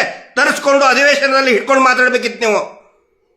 ಹೇಳ್ತಾರೆ ಸುರೇಶ್ ಕುಮಾರ್, ನಾನು ಪೇಪರಲ್ಲಿ ನೋಡಿದ್ದೀನಿ, ಇವ್ರದ್ದು ವಿಡಿಯೋ ದಯವಿಟ್ಟು ಇದನ್ನು ಹಾಕಬೇಕು. ವಿಡಿಯೋ ಹಾಕಿ ತೋರಿಸ್ತೇನೆ ನಾಳೆ. ಅದನ್ನು ದಯವಿಟ್ಟು ನಮ್ಮ ಯೂಟ್ಯೂಬರ್ಸು ಮತ್ತೆ ಈ ಸೋಷಿಯಲ್ ಮೀಡಿಯಾದಲ್ಲಿ ಇರೋರು ಅಂತವರು ಸುರೇಶ್ ಕುಮಾರ್ ಅವ್ರದ್ದು ಕೂಡ ಸ್ಟೇಟ್ಮೆಂಟ್ ಅನ್ನು ಹಾಕಿ. ನಾನು ಪತ್ರಿಕೆಯಲ್ಲಿ ನೋಡ್ಬಿಟ್ಟೆ, ಟಿವಿಯಲ್ಲಿ ನೋಡ್ಬಿಟ್ಟೆ. ಏನು ಹೇಳ್ತಾರೆ ಟಿವಿಯಲ್ಲಿ? ಮಣ್ಣು. ಮುಂಚೆ ಏನು ಅಡ್ವರ್ಟೈಸ್ಮೆಂಟ್ ಕೊಡ್ತಾ ಇದ್ರು ಅದಕ್ಕಿಂತ 8 ಪಟ್ಟು ಅಡ್ವರ್ಟೈಸ್ಮೆಂಟ್ ಜಾಸ್ತಿ ಆಗಿದೆ. ನೋಡಿ ನೀವು ಎಲ್ಲ ಟಿವಿ ಚಾನಲ್ ನಲ್ಲಿ. ಯಾಕೆ ಕೊಡ್ತಾ ಇದ್ದಾರೆ? ಇದೇ ಪ್ರಭಾವಿಗಳು, ನೇತ್ರಾವತಿಯ ಪ್ರಭಾವಿಗಳು ಎಲ್ಲ ಟಿವಿ ಚಾನಲ್ ನೋಡಿ, ಇವ್ರದ್ದು ಅಡ್ವರ್ಟೈಸ್ಮೆಂಟ್. ಆ ಅಡ್ವರ್ಟೈಸ್ಮೆಂಟ್ ಅನ್ನು ನೋಡಿ ಇವ್ರು ಹೇಳ್ತಾ ಇದ್ದಾರೆ ಶಾಸಕರು. ಯಾಕೆ ದಾಖಲೆ ತಗೊಳಕ್ಕಾಗಲ್ಲ ನಿಮಗೆ? You are authorised person to receive any kind of document. ವಿರೋಧ ಪಕ್ಷದವರು ನೀವು, ಅದರಲ್ಲಿನೇ ಒಬ್ಬ ಸೀನಿಯರ್ MLA ನೀವು, ತಗೊಳಕ್ಕಾಗಲ್ವಾ? ಪತ್ರಿಕೆಯಲ್ಲಿ ನೋಡಿದೆ. ಏನ್ ಹೇಳ್ತದೆ ಪತ್ರಿಕೆಯಲ್ಲಿ? ಮಹೇಶ್ ಶೆಟ್ಟಿ ತಿಮ್ಮರು ನಮಗೆ ಒಂದು ನೋಟಿಸ್ ಕೊಟ್ಟರೆ ಒಂದು 10 ಸಾರಿ ಹೇಳ್ತಾರೆ ಟಿವಿ ಚಾನಲ್ ನಲ್ಲಿ, ಬೆಳಗ್ಗಿಂದ ಸಾಯಂಕಾಲ. ಸುಳ್ಳು ಬಂಧನ ಅಂತ ಹೇಳ್ತಾರೆ. ಅದನ್ನ ನೋಡ್ಕೊಂಡು ನೀವು ಅಧಿವೇಶನದಲ್ಲಿ ಮಾತಾಡ್ತೀರಾ? ನೀವು ವಾಸ್ತವ ದಾಖಲೆ ತೆಗೆದುಕೊಂಡು ಮಾತಾಡಬೇಕಾಗಿತ್ತು. ಅದೇ ಧರ್ಮಸ್ಥಳದ ಮೇಲೆ ಕಳಂಕ ಅನ್ನೋದು ಯಾವನಾದ್ರೂ ಒಬ್ಬರು ಧರ್ಮಸ್ಥಳಕ್ಕೆ ಕಳಂಕ ತಂದಿದ್ರೆ ಆ ಕುಟುಂಬನೇ. ಕೊಲೆ ಮಾಡಿದವರಿಂದ ಕಳಂಕ ಬಂದಿದೆ ಹೊರತು ನೊಂದವರಿಂದ ಕಳಂಕ ಬಂದಿಲ್ಲ. ನ್ಯಾಯ ಕೇಳೋದ್ರಿಂದ ಕಳಂಕ ಬಂದಿಲ್ಲ. ಅದು ಸುರೇಶ್ ಕುಮಾರ್ ಅವರಿಗೆ ಗೊತ್ತಿರಲಿ. ಆನಂತರ ಸುಪ್ರೀಂ ಕೋರ್ಟ್ ಬಗ್ಗೆ ಹೇಳ್ತಾರೆ. ಎಷ್ಟು ದಾರಿ ತಪ್ಪಿಸ್ತಾ ಇದ್ದಾರೆ ಸುರೇಶ್ ಕುಮಾರ್ ಅವರು ಮತ್ತು ಅವರು ಇಡೀ ಈ ಡಿ ಗ್ಯಾಂಗ್, ನಕಲಿ ದೇವ ಮಾನವನ ಗ್ಯಾಂಗ್ ಎಷ್ಟು ನೀಟಾಗಿ ದಾರಿ ತಪ್ಪಿಸ್ತಾ ಇದ್ದಾರೆ ಅಂತ ಹೇಳಿದ್ರೆ, ಅದರಲ್ಲಿ ಅವರು ಹೇಳಿದ್ದಾರೆ ದಿಸ್ ಇಸ್ PIL ಪೈಸಾ ವಸೂಲಿ ಲಿಟಿಗೇಷನ್ ಅಂತೇಳಿ. ಯಾವುದೇ PIL ರಿಜೆಕ್ಟ್ ಮಾಡಬೇಕಾದ್ರೆ ಒಂದು ಪ್ರಶ್ನೆ ಮಾಡ್ತಾ ಇದ್ದಾರೆ. ಇದಕ್ಕೂ ಕೂಡ ಪ್ರಶ್ನೆ ಮಾಡಿದ್ದಾರೆ. ಇದು ಏನು ಪಬ್ಲಿಸಿಟಿ ಇಂಟ್ರೆಸ್ಟ್ ಲಿಟಿಗೇಷನ್ನ, ಪೈಸಾ ವಸೂಲಿ ಲಿಟಿಗೇಷನ್ನ, ಲಾಸ್ಟಿಗೆ ಇದನ್ನ ಅದು ಒಂದು ಜನರಲ್ ಆಗಿಬಿಟ್ಟಿದೆ ಈಗ. ಆದರೆ ಅದೇ ಸುಪ್ರೀಂ ಕೋರ್ಟಿನ ಆದೇಶದಲ್ಲಿ ಅಥವಾ ಒಪಿನಿಯನ್ ನಲ್ಲಿ, ಆದೇಶ ಅಲ್ಲ ಒಂದು ಒಪಿನಿಯನ್ ನಲ್ಲಿ ಇದೆ, ನೀವು ಅಲ್ಲಿ ಯಾಕೆ ಸ್ಥಳೀಯ ಪೊಲೀಸ್ ಸ್ಟೇಷನ್ ನಲ್ಲಿ ದೂರು ಕೊಡಲಿಲ್ಲ, ಯಾಕೆ ದೂರು ಕೊಡಲಿಲ್ಲ ಅಂತ ಪ್ರಶ್ನೆ ಮಾಡಿದ್ದಾರೆ. ನ್ಯಾಯಾಲಯಕ್ಕೆ, ಅಲ್ಲಿ ಸ್ಥಳೀಯ ನ್ಯಾಯಾಲಯಕ್ಕೆ ಯಾಕೆ ಅವನನ್ನು ಒಪ್ಪಿಸಲಿಲ್ಲ ಅಂದ್ರೆ ಏನೋ 164 ಸ್ಟೇಟ್ಮೆಂಟ್ ಯಾಕೆ ಕೊಡಲಿಲ್ಲ ಅಂದ್ರೆ ಈಗ 183 BNSS ನಲ್ಲಿ ಯಾಕೆ ಕೊಡಲಿಲ್ಲ, ಆನಂತರ ವಿಟ್ನೆಸ್ ಪ್ರೊಟೆಕ್ಷನ್ ಯಾಕೆ ತಗೊಂಡಿಲ್ಲ ಆ ವ್ಯಕ್ತಿಗೆ ಅಂತೇಳಿ ಇದೇ ಸುಪ್ರೀಂ ಕೋರ್ಟ್ ನೀವು ಯಾವ್ದನ್ನ ಹಿಡ್ಕೊಂಡು ಹೇಳ್ತಾ ಇದ್ರಲ್ಲ ನೀವು, ಪೈಸಾ ವಸೂಲ್ ಇಂಟ್ರೆಸ್ಟ್ ಲಿಟಿಗೇಷನ್ ಅಂತ ಹೇಳಿ, ಅದೇ ವರದಿ ಸುಪ್ರೀಂ ಕೋರ್ಟಿನ ಒಪಿನಿಯನ್ ನಲ್ಲಿ ಇದೆ. ನೀವು ವಿಟ್ನೆಸ್ ಪ್ರೊಟೆಕ್ಷನ್ ಅನ್ನ ತಗೋಬೇಕು ಅಂತ ಹೇಳಿ ಅದೇ ಸುಪ್ರೀಂ ಕೋರ್ಟ್ ಅದೇ ಆದೇಶದಲ್ಲಿ ಹೇಳಿದಿರಿ. ಯಾಕೆ ಅದನ್ನ ಯಾಕೆ ಹೇಳಕ್ಕಾಗ್ತಾ ಇಲ್ಲ ನಿಮಗೆ? ಅದರ ಸಲುವಾಗಿನೇ ಇಲ್ಲಿ ಬಂದು ವಿಟ್ನೆಸ್ ಪ್ರೊಟೆಕ್ಷನ್ ಆಕ್ಟ್ ಪ್ರಕಾರ ಅವನಿಗೆ ರಕ್ಷಣೆಯನ್ನು ಕೊಡಿಸಿದ್ದು, ಪೊಲೀಸ್ ಸ್ಟೇಷನ್ ಅಲ್ಲಿ ದೂರು ದಾಖಲೆ ಮಾಡಿದ್ದು. ಅಂದ್ರೆ ನ್ಯಾಯಾಲಯ ಪರಿಶೀಲನೆ ಮಾಡಿನೇ ದೂರು ದಾಖಲೆ ಮಾಡಿದೆ, ಪೊಲೀಸ್ ಸ್ಟೇಷನ್ ಮಾಡಲಿಲ್ಲ. ಬೆಳ್ತಂಗಡಿ ಪೊಲೀಸ್ ಸ್ಟೇಷನ್ ಡೈರೆಕ್ಟ್ ಆಗಿ FIR ಮಾಡಲಿಲ್ಲ, NCR ಮಾಡಿದ್ದು. ಸುರೇಶ್ ಕುಮಾರ್ ಅವರೇ ಸ್ಟಡಿ ಮಾಡಿ ಅರ್ಥ ಮಾಡ್ಕೊಳ್ಳಿ. ಯು ಆರ್ ಲಾ LLB ಮಾಡಿದಂತ LLB ಗ್ರಾಜುಯೇಟ್, ನೀವು ಕಾನೂನನ್ನು ಓದಿದಂತ ಶಾಸಕರು, ಕೆಲವು ಶಾಸಕರಲ್ಲಿ ನೀವು ಒಬ್ರು ಕಾನೂನು ಓದಿದವರಲ್ಲಿ. ಡೈರೆಕ್ಟ್ ಆಗಿ FIR ಮಾಡಲಿಲ್ಲ ಪೊಲೀಸರು. Based on the advice of opinion of JMFC Belthangady, ಅದರ ಆಧಾರದ ಮೇಲೆನೆ FIR ಮಾಡಿದ್ದು. ಯಾಕಂತ ಹೇಳಿದ್ರೆ ಅದರಲ್ಲಿ ಕಂಟೆಂಟ್ ಆ ತರ ಇತ್ತು, ಅದರ ಸಲುವಾಗಿ FIR ಮಾಡಿದ್ದು. ನ್ಯಾಯಾಲಯದ ನಿರ್ದೇಶನದ ಮೇಲೆ FIR ಮಾಡಿದ್ದು ರೀ. ಅದು ಸುಪ್ರೀಂ ಕೋರ್ಟ್ ಒಪಿನಿಯನ್ ಆಧಾರದ ಮೇಲೆ ಮಾಡಿದ್ದದನ್ನ ಸುಮ್ಮನೆ ಹಂಗೆ ಪೈಸಾ ವಸೂಲಿ ಇದನ್ನು ತೋರಿಸಬೇಕಾಗಿತ್ತು. ಪೈಸಾ ವಸೂಲಿ ಮಾಡಿದ್ರೆ SIT ತನಿಖೆ ಆಗಿದ್ದಲ್ಲ, 10-15 ದಿನ ಎನ್ಕ್ವೈರಿ ಮಾಡಿದ್ದಾರೆ, ತೋರಿಸ್ರಿ ಏನಾದರೂ ಪೈಸಾ ವಸೂಲಿ ಮಾಡಿದೀವಿ ಅಂತೇಳಿ. ಒಂದು ವೇಳೆ ಈ ಚಿನ್ನಯ್ಯನವನು ಅಥವಾ ಅಲ್ಲಿ ಸಿಕ್ಕಂತಹ ಬುರುಡೆಗಳು ಬೇರೆ ಯಾರ್ದೋ ಹತ್ರ ಸಿಕ್ಕಿದ್ರೆ ಬ್ಲ್ಯಾಕ್ ಮೇಲ್ ಮಾಡ್ತಾ ಇದ್ರು. ಏನಾದರೂ ಮಾಡಿದೀವಿ ನಾವು, ಬ್ಲ್ಯಾಕ್ ಮೇಲ್ ಮಾಡಿದೀವ, ಇವ್ರು ಮುಂದೆ ಹೋಗಿ ಬ್ಲ್ಯಾಕ್ ಮೇಲ್ ಮಾಡಿದ್ರು ಅಂತ ಏನಾದರೂ ಒಂದು ಸಣ್ಣ ಕೊಳಕ ದಂಧೆ ಏನಾದರೂ ನಾವು ಮಾಡಿದೀವ? ಪ್ರಾಮಾಣಿಕವಾಗಿ ಸುರೇಶ್ ಕುಮಾರ್ ಅವರೇ ನಾನು ಹೇಳ್ತಾ ಇದ್ದೇನೆ ಕೇಳಿ, ನೀವು ಕೂಡ ಒಬ್ಬ LLB ಲಾ ಪ್ರಾಕ್ಟೀಸ್ ಮಾಡಿದವರು. ಇಲ್ಲಿ ಒಂದು ಕೊಲೆ ಆಗಿದೆ ಅಥವಾ ಇಂಥಲ್ಲಿ ಒಂದು ನಾನು ಬುರುಡೆ ನೋಡಿದ್ದೀನಿ, ಅಸ್ಥಿ ಪಂಜರ ನೋಡಿದ್ದೀನಿ ಅಂತ ಹೇಳಿದ್ರೆ ನಿಮ್ಮ ಹತ್ರ ಬಂದ್ರೆ ನಿಮ್ಮನ್ನು ಅಕ್ಯೂಸ್ ಮಾಡಬಹುದಾ? ಅದನ್ನೇ ಮಾಡಕ್ ಹೊರಟಿದ್ದೀವ್ರು. ಈಗ ಒಬ್ಬ ಕ್ಲೈಂಟ್ ನಿಮ್ಮ ಹತ್ರ, ಒಬ್ಬ ಕ್ಲೈಂಟ್ನ ಬರ್ತಾರೆ, ನಾನು ನೋಡಿದ್ದೀನಿ, ಅದನ್ನ ತನಿಖೆಗೆ ಒಳಪಡಿಸಿ ಅಂತ. ಅವಾಗ ನೀವೇನು ಮಾಡ್ತೀರಾ? ಕೋರ್ಟಿಗೆ ಹೋಗ್ತೀರಾ ಅಥವಾ ಪೊಲೀಸ್ ಸ್ಟೇಷನ್ ಹೋಗ್ತೀರಾ? ನೀವು ಕೋರ್ಟಿಗೆ ಹೋದ್ರೆ ನಿಮ್ಮನ್ನೇ ಆರೋಪಿ ಮಾಡಬಹುದಾ? ಉತ್ತರ ಕೊಡಿ ಸುರೇಶ್ ಕುಮಾರ್ ಅವರೇ. ಯಾಕಂತ ಹೇಳಿದ್ರೆ ನೀವು ಲಾ ಪ್ರಾಕ್ಟೀಸ್ ಮಾಡಿದಂಥವ್ರು. ಇಲ್ಲಿ ಅದನ್ನೇ ಮಾಡಕ್ ಹೊಂಟಿದ್ದೀವ್ರು, ನಮ್ಮ ಮೇಲೆ, ನಮ್ಮ ಅಡ್ವೊಕೇಟ್ಗಳ ಮೇಲೆ ಟಾರ್ಗೆಟ್ ಮಾಡಕ್ ಹೊಂಟ್ರು. ಯಾಕಂದ್ರೆ ಎಲ್ಲರೂ ಹೆದರ್ ಬಿಡಬೇಕು, ದೂರು ಕೊಟ್ಟವನೇ ಅಪರಾಧಿ. ಆ ನಂತರ ನೀವೇ ಹೇಳ್ತಿರಲ್ಲ ಸುರೇಶ್ ಕುಮಾರ್ ಅವರೇ, ಹೈಕೋರ್ಟ್ ಹೇಳ್ತು, though the high court told to continue investigation, all roaming freely and talking to social media, no accused is arrested, enquired. ನೀವು ಹೇಳ್ತಿರಲ್ಲ, though high court told to continue investigation, very important ಮಾತು ಹೇಳಿದ್ರಿ. ನೀವು ಹೇಳಿದ ಮಾತನ್ನ ಆ ನಕಲಿ ದೇವಮಾನವನ ಗ್ಯಾಂಗ್ನವ್ರು ಕೇಳಿಸ್ಕೋಬೇಕು, ಅವರು ಸಾಕ್ತಾ ಇರುವಂತ TV ಚಾನೆಲ್ಗಳು ಕೇಳಿಸ್ಕೋಬೇಕು. ಏನಂತ ಪ್ರಚಾರ ಮಾಡಿಬಿಟ್ರು, ಮುಗಿದೋಯ್ತು ಇನ್ವೆಸ್ಟಿಗೇಷನ್, ಮುಗಿದೋಯ್ತು, ಚಾರ್ಜ್ ಶೀಟ್ ಕೊಟ್ಟು ಬಿಟ್ರು, ಮುಗೀತು ಇನ್ವೆಸ್ಟಿಗೇಷನ್. ಇಲ್ಲ, SIT ಚಾಪೆ ಎಲ್ಲ ಕಟ್ಕೊಂಡು ಹೋಗ್ಬಿಟ್ರು. ನಾವು ಹೇಳ್ತಾ ಇದ್ವಿ SIT ಕಂಟಿನ್ಯೂ ಇದೆ ರೀ ಅಂತ ಹೇಳಿದ್ರೆ, ಇಲ್ಲ SIT ಮುಗಿದೋಯ್ತು. ಬಟ್ ನೀವೇ ಹೇಳಿದ್ರಲ್ಲ SIT ಕಂಟಿನ್ಯೂ ಆಗಿದೆ ಅಂತ ಹೇಳಿ. ಮತ್ತೆ ಕಂಟಿನ್ಯೂ ಮಾಡೋಕ್ ಬಿಡ್ರಿ ಸುರೇಶ್ ಕುಮಾರ್ ಅವರೇ. ಯಾಕೆ ಪದೇ ಅಡ್ಡಗಾಲ ಹಾಕ್ತಾ ಇದ್ದೀರಿ? ಯಾಕೆ ಅಡ್ಡಗಾಲ ಹಾಕ್ತಾ ಇದ್ದೀರಿ? ಅದಕ್ಕೆ ಯಾಕೆ ಪ್ರಶ್ನೆ ಮಾಡ್ತಾ ಇದ್ದೀರಿ? ಚಾರ್ಜ್ ಶೀಟ್ ಕೊಟ್ಟ ಮೇಲೆ ಕೇಳಿ. ಆನಂತರ SITಗೆ ಈಗ ಸದ್ಯಕ್ಕೆ ಕೊಟ್ಟಂತಹ ವರದಿ ಪ್ರಕಾರ ಅವರು 7 ಅಸ್ಥಿ ಪಂಜರ ಅಂತ ಹೇಳ್ತಾರೆ, 7 ತಲೆಬುರುಡೆ, 1,000 ಎಲುಬುಗಳು FSLಗೆ ಕಳಿಸಿದ್ದಾರೆ. ಅಧಿಕೃತವಾದಂತಹ ಮಾಹಿತಿ. ನ್ಯಾಯಾಲಯಕ್ಕೂ ಕೂಡ ಕೊಟ್ಟಿದ್ದಾರೆ. ಎಷ್ಟು? 1,000 ಮೂಳೆಗಳು. ಯಾರವು? 1,000 ಮೂಳೆಗಳು ಎಲ್ಲಿಂದ ಬಂದವು?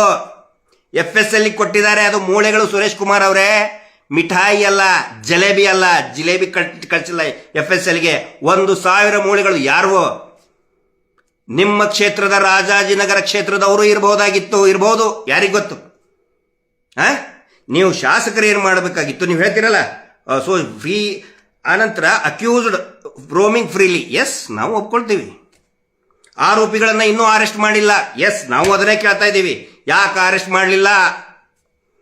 24-30 ಜನರ ಹೆಸರು ಹೇಳಿದಾರೆ ಚಿನ್ನಯ್ಯ. ಫಸ್ಟ್ ಕೋರ್ಟಿಗೆ ಬಂದ ತಕ್ಷಣ ಯಾಕೆ ಅರೆಸ್ಟ್ ಮಾಡಲಿಲ್ಲ ಇನ್ನೂ ಅವ್ರನ್ನ? ಫ್ರೀಯಾಗಿ ಓಡಾಡ್ತಾ ಇದಾರಲ್ಲ. ಹೋಗಿ ಸಿದ್ದರಾಮಯ್ಯ ಅವ್ರನ್ನ ಭೇಟಿ ಆಗ್ತಾರೆ ಬೆಳಗಾವಕ್ಕೆ. SIT ನಿಲ್ಸಿ ಅಂತ ಹೇಳಿ. ಅಲ್ಲಿ ಕುಂಭಾಭಿಷೇಕ, ಅಲ್ಲಿ ಒಂದು 20 ಲಕ್ಷ ಕೊಟ್ಟೆ, ಇಲ್ಲಿ 50 ಲಕ್ಷ ಕೊಟ್ಟೆ. ಆ ಕೆರೆ ಯೋಜನೆ ಅಂತೇಳಿ ಸರ್ಕಾರದ ದುಡ್ಡೇ ಎತ್ತಿ ನಾವು ಮಾಡಿದ್ವು, ಕೆರೆ ಇಂಪ್ರೂವ್ ಮಾಡಿದ್ವು, ಕೆರೆ ಯೋಜನೆ ಅಂತ ಹೇಳಿ ಕೆರೆ ಯೋಜನೆ ಎಲ್ಲರನ್ನು ಬೋಳಿಸಿ, ಸರ್ಕಾರನ್ನು ಬೋಳಿಸಿ, ಕೆರೆ ಕೆರೆದು ಫ್ರೀಯಾಗಿ ಅಡ್ಡಾಡ್ತಾ ಇದಾರಲ್ಲ. ಯಾಕೆ ಅರೆಸ್ಟ್ ಮಾಡಿಲ್ಲ ಅವ್ರನ್ನ? ನಾವು ಅದನ್ನೇ ಕೇಳ್ತಾ ಇದ್ದೀವಿ. ನಿಮ್ಮ ಪ್ರಕಾರ ನಾವು ಅಕ್ಯೂಸ್ಡ?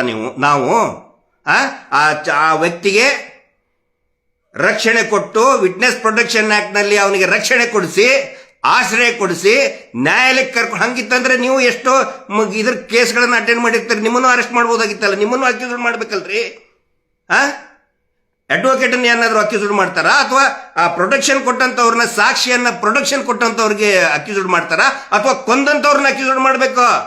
1000 ಮೂಳೆ ಇದರಿಯಲ್ಲಿ ಅಧಿಕೃತವಾದಂತಹ ಮಾಹಿತಿ ಇದು. More than 1000 bones. Suresh Kumar ಅವರೇ, ಅದನ್ನು ಕೇಳಬೇಕು ಅಲ್ಲ. ಆಮೇಲೆ ಟಾಕಿಂಗ್ ಟು ಸೋಷಿಯಲ್ ಮೀಡಿಯಾ. ಈಗ ನಾನು ಮಾತಾಡ್ತಾ ಇದ್ದೇನಲ್ಲ, ನನಗನ್ಸಿದ್ ನೀವು ನಮ್ಮನ್ನೇ ವಿಶೇಷವಾಗಿ ನನ್ನನ್ನೇ ಗುರಿಯಾಗಿಟ್ಕೊಂಡು ಮಾತಾಡಿರ್ತೀರ. ಅಕ್ಯೂಸ್ಡ್ನ ಯಾಕೆ ಅರೆಸ್ಟ್ ಮಾಡಿಲ್ಲ ಅಂತ ಹೇಳಿದ್ರೆ ಓಕೆ, ಮೇ ಬಿ ಒಂದು ಒಳ್ಳೆ ಗುಣ ಬಹುಶಃ ಏನಾದರೂ ಬಂದ್ಗಿಂದಿದೆಯಲ್ಲ ಬಾಯಲ್ಲಿ. ಅದು ಅಕ್ಯೂಸ್ಡ್ ಅಂದ್ರೆ ಯಾರು ಅಕ್ಯೂಸ್ಡ್? ಸೋಷಿಯಲ್ ಮೀಡಿಯಾದಲ್ಲಿ ಮಾತಾಡ್ತಾ ಇದ್ದಾರೆ. ಯಾಕೆ ಮಾತಾಡ್ತಿದ್ದೀವಿ ನಾವು ಸೋಷಿಯಲ್ ಮೀಡಿಯಾದಲ್ಲಿ ಅಂತ ಹೇಳಿದರೆ,